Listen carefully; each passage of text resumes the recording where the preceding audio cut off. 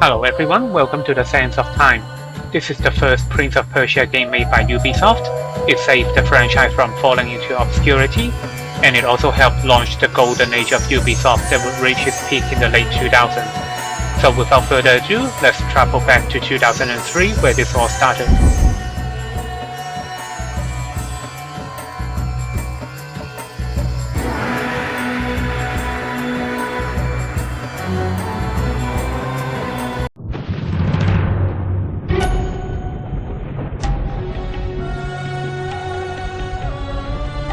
Most people think time is like a river that flows swift and sure in one direction. But I have seen the face of time, and I can tell you, they are wrong. Time is an ocean in a storm. You may wonder who I am and why I say this. Sit down, and I will tell you a tale like none that you have ever heard. Know first, that I am the son of Shahraman, a mighty king of Persia. On our way to Azad with a small company of men, we passed through India, where the promise of honor and glory tempted my father into a grievous error. Now, my son.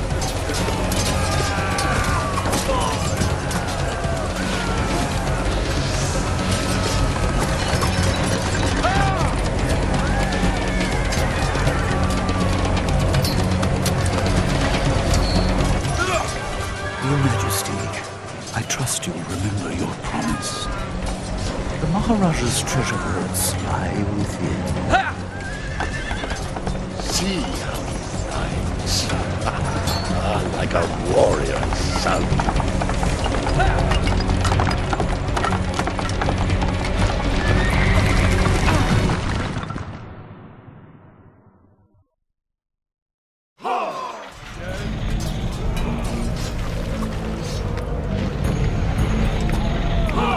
Do you think I felt regret as I gazed upon the destruction we had wrought?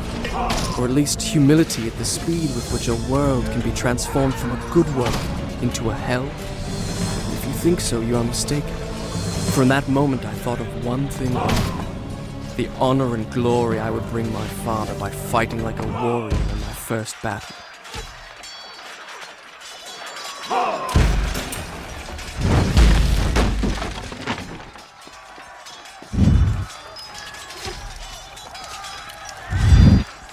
So Prince of Persia as a franchise actually started in the late 1980s. It did really well up until the late 1990s, and by the early 2000s, as a franchise, it was already running out of steam. Before this game, there was a Prince of Persia 3D project, and that project did not perform at all. So after that, Ubisoft bought the franchise, and they made this game. And in this game, they brought in a lot of new ideas and new mechanics that basically revitalized the entire franchise and kept it going all the way through the 2000s. So one of the things that they brought in was this wall run that you just saw, like this. And alongside that, they also brought in a bunch of other acrobatics that we'll see later on. And one of the things that this game does a lot better is you can see the environment looks a lot more detailed. And you can see all those people fighting over there. You can see all the way far away throughout this entire city. And this is something that wasn't actually done at the time. And up here we have our first combat section. And because we are still in 2003, combat is going to be really bare bones. An attack, a block, and then there are some other contextual and acrobatic moves that we can do, like this vault over.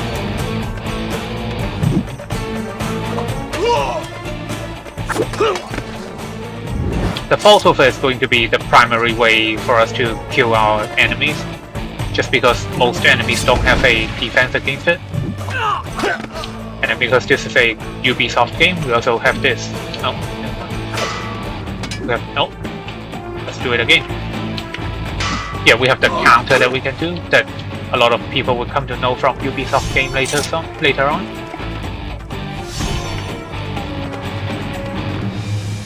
Many men that day sought to win honor and glory on the battlefield, that their king might say to them, as Khosrow said to Rustam, You are the noblest of my warriors.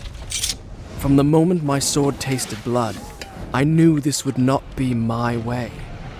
I would win my father's praise not by killing, but by being the first to find the Maharaja's treasure vault and the wonders within.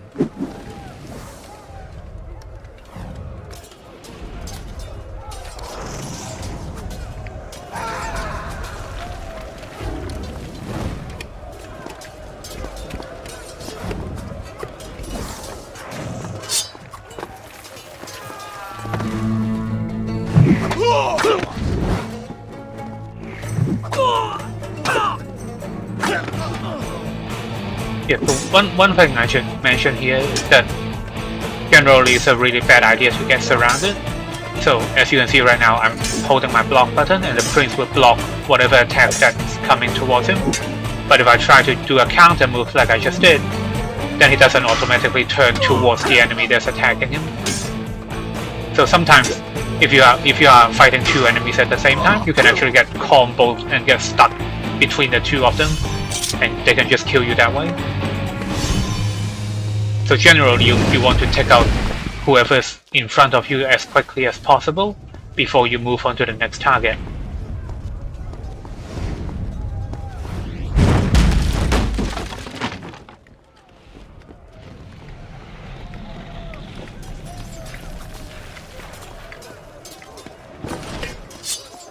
And if you took damage like I did just now, you can come to any pool of water, hold your block button, and that will allow you to drink some water and replenish your health.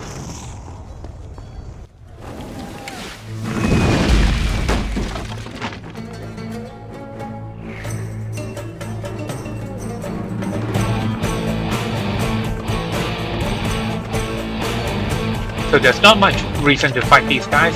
They are not blocking the path and there's no reward to killing them, so I'm just going to skip them.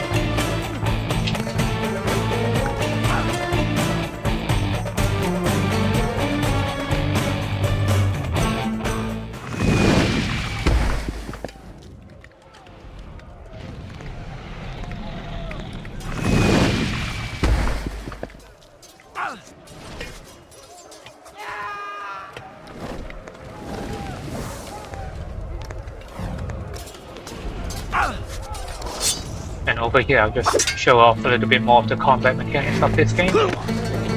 So, this is one of those contextual moves that we can do. We lean ourselves against the wall, go towards the wall, and then bounce ourselves off. Like this. We can also do a wall jump into a fall over. Get away from the wall. But yeah, see, just regular fall over is usually better, unless the enemy has a defense against it. And when we are done with combat, the game takes our controls away and it plays this little cutscene. It will do this for every combat encounter.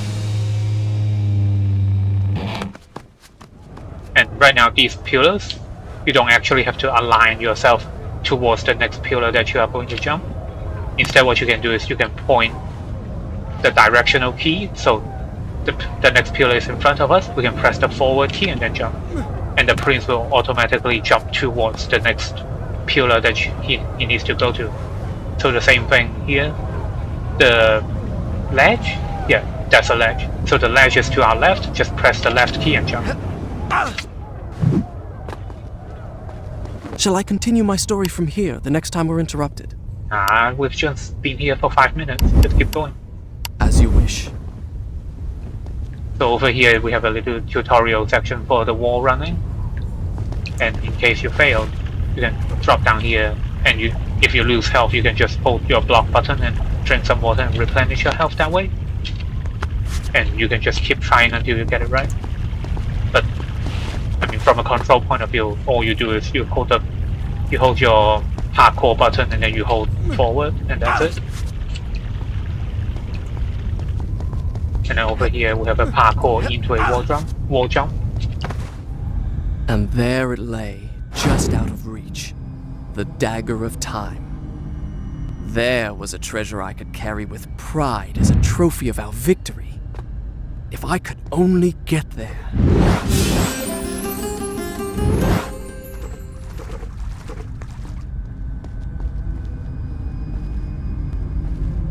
The hourglass drew me, fascinated me, but to move it would take a dozen of my father's soldiers. I wanted a prize I could fit into one hand. And over here, this elephant is a Hindu deity called Ganesh. I think he's supposedly the god of wisdom and prosperity, if I remember correctly. But if people know what he represents, like, feel free to comment.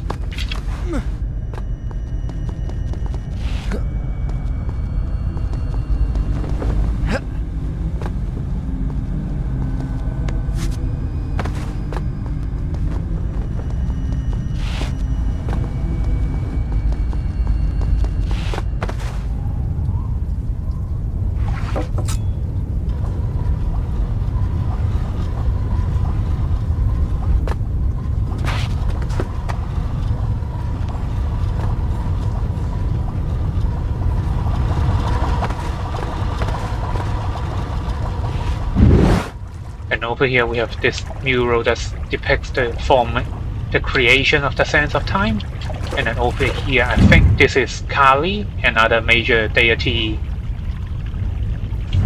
And supposedly, I think she's the embodiment of time and the passage of time. Kind of like a circle of life thing. Again, for people that know more than I do, please feel free to comment.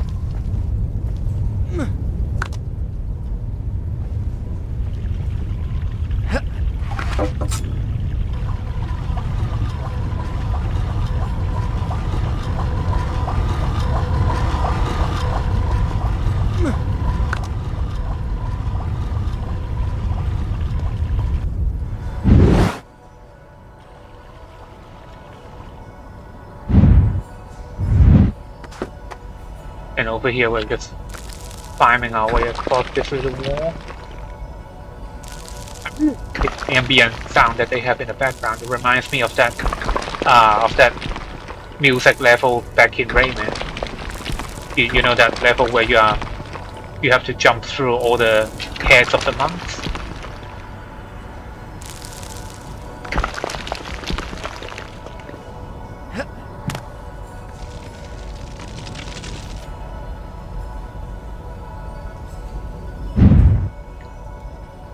And over here we can do the same trick that we did with the pillars earlier, and that makes this section go a little bit faster.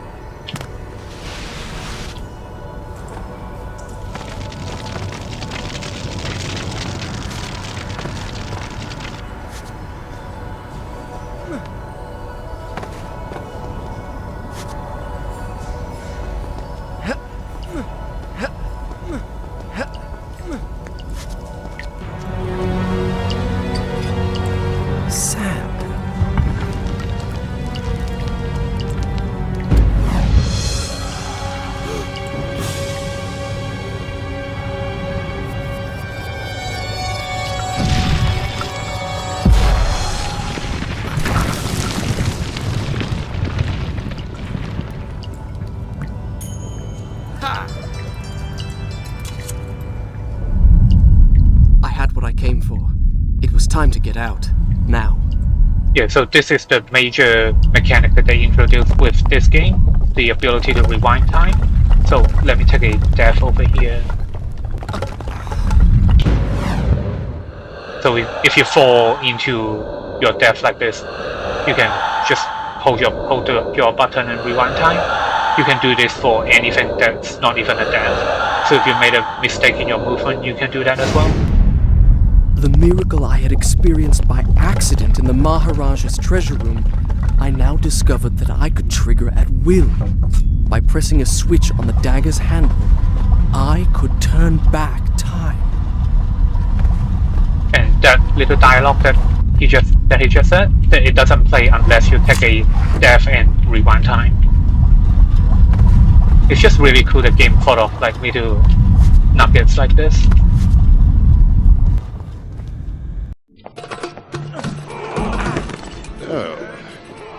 Father, I have brought us honor and glory. Your Majesty, you promised me my choice of the Maharaja's treasures. That dagger. Surely you won't deny the lad a souvenir of his first battle. You may have your choice of all the Maharaja's other treasures. Except that hourglass. That will make a fine gift for the Sultan of Azad when we pass through his city. And some exotic animals for his menagerie. And a few dozen slave girls. Yes, that should be enough. I want no animals or maidens harmed until I have chosen. Let it be known, King Shahraman is merciful in victory.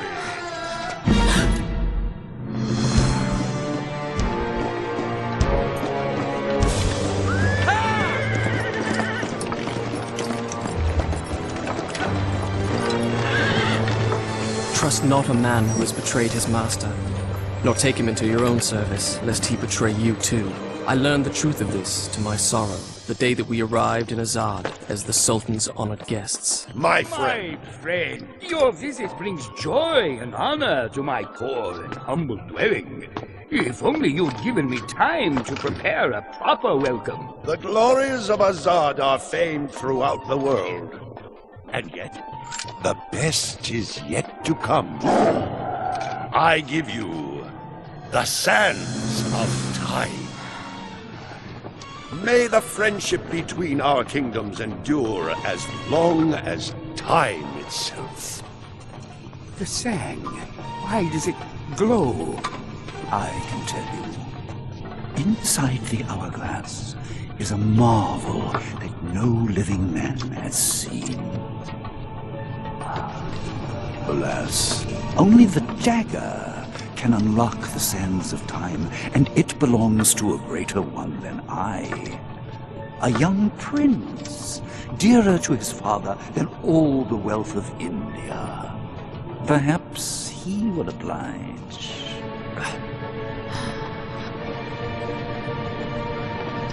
No! No! Stop!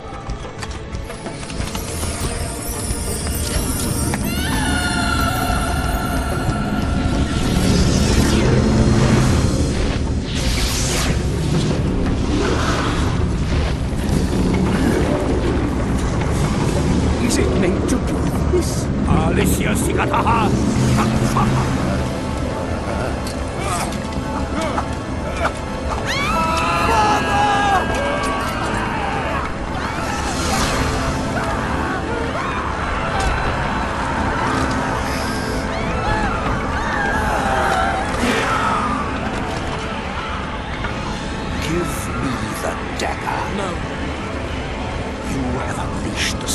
Of time. I can undo what you have done. Give it to me.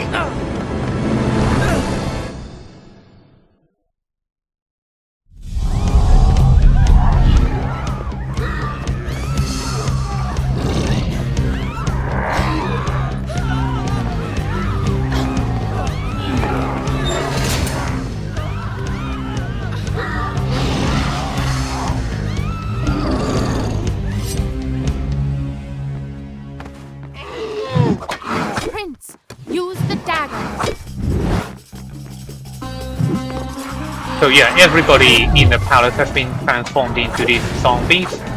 So from this point on, there are no more human enemies. Fight with the dagger. Take his sand.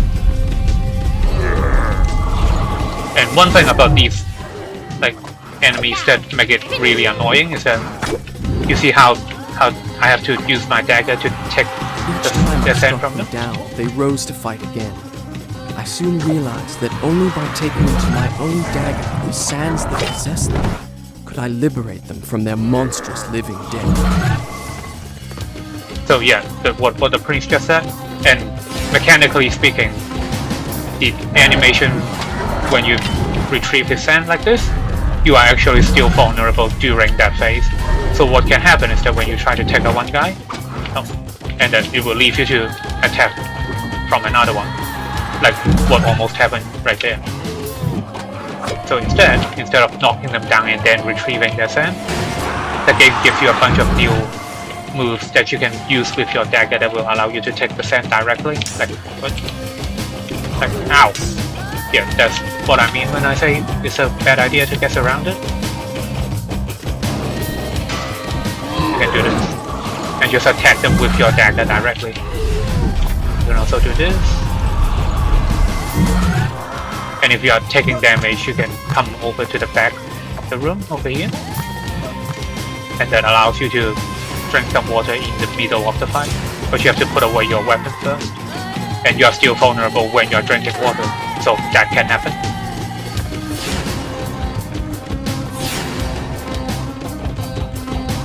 Yeah, so in general, when you are in combat, it's best to finish the enemies that are in front of you as quickly as possible before you move on to the other thing. Whether that's retrieving sand from enemies or go and drink some water to heal up.